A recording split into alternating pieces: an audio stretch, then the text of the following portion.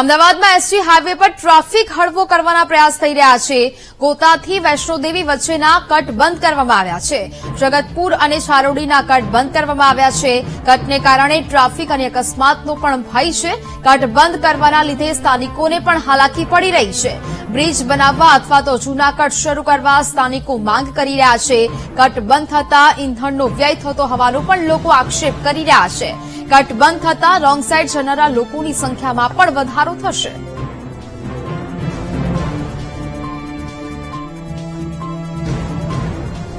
સંવાદદાતા દર્શન વધુ વિગતો સાથે લાઈવ જોડાયા છે। દર્શન, અમદાવાદમાં એસટી હાઈવે પર જ્યારે જોઈએ ત્યારે ટ્રાફિક છે તે જોવા મળતું હોય છે અને હવે ટ્રાફિક હળવો કરવાના પ્રયાસ છે તે કરવામાં આવી રહ્યા છે પ્રશાસન દ્વારા। હાલ ત્યાં શું માહોલ જોવા મળી રહ્યો છે? કયા કયા નિર્ણયો કરવામાં આવી રહ્યા છે ટ્રાફિક હળવો કરવા માટે?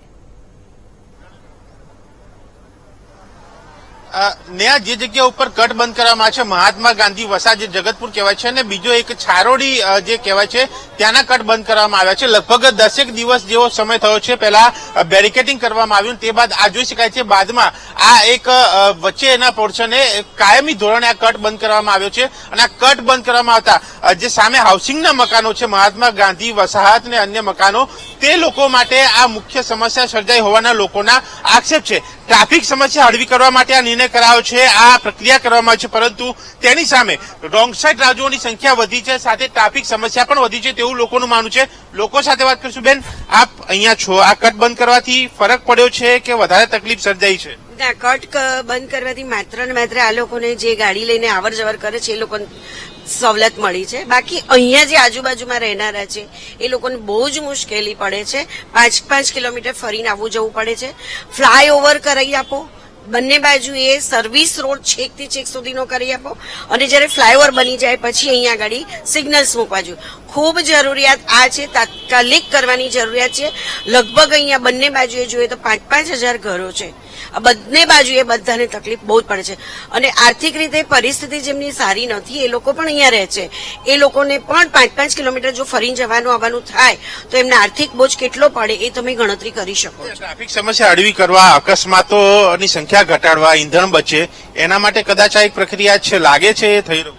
સરકાર તરફથી સરકાર એવું વિચારી શકે, પણ અમારી દ્રષ્ટિએ જોવા જાઓ તો આજે તમે ટ્રાફિક તમે હળવો કર્યો છે, પણ હું એવું માનું છું કે ગોતા તમે બ્રિજના નીચે સાંજે તમે જાઓ તમે મિનિમમ અડધો કલાકનો ટાઈમ બગડે તમારા રોડ ક્રોસ કરવા માટે। તમે ત્યાંથી બચવા માટે તમે આગળથી યુટર્ન લેવા જાઓ, તમારે જવું પડશે વૈષ્ણોદેવી સર્કલ ઉપર, જ્યાં ગોતા કરતા વધારે ટ્રાફિક જામ હોય છે, કેમ કે વચ્ચે છાવડીનો કટ હતો એ પણ બંધ કરી નાખ્યો। તો પબ્લિક જાય ક્યાં? તમને એવું લાગે તમે ટ્રાફિક હળવો કર્યો છે, ખાલી વીઆઈપી માટે હળવો કર્યો છે, સામાન્ય જનતા માટે તમે ટ્રાફિક હળવો નથી કર્યો। સામાન્ય જનતાનો પ્રોબ્લેમ વધી ગઈ છે આના કારણે।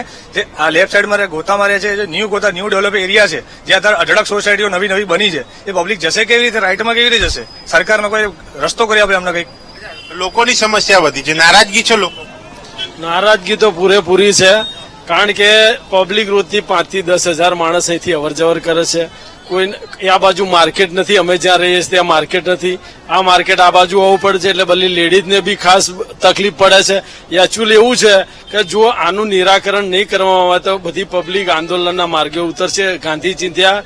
અને બીજું કે મેઇન ખાસ એ છે કે તમે જો આ બે વૈષ્ણોદેવી અને ગોતા બ્રિજની વચ્ચે 2 કટ બંધ કરી શકતા હોય તો એ રીતે આપણે પ્રહલાદનગર અને એને આગળનો કટ 3 કટ ત્યાં વીઆઈપી કટ ત્યાંય છે તો ત્યાંય બંધ કરી દો ને, કારણ કે ખાલી વીઆઈપી ત્યાંય ટ્રાવેલ્સ કરે છે ને, એ બી વીઆઈપી ટ્રાવેલ્સ કરે, તો એના માટે આ નાની પબ્લિકને શેના માટે તમે હેરાન કરો છો?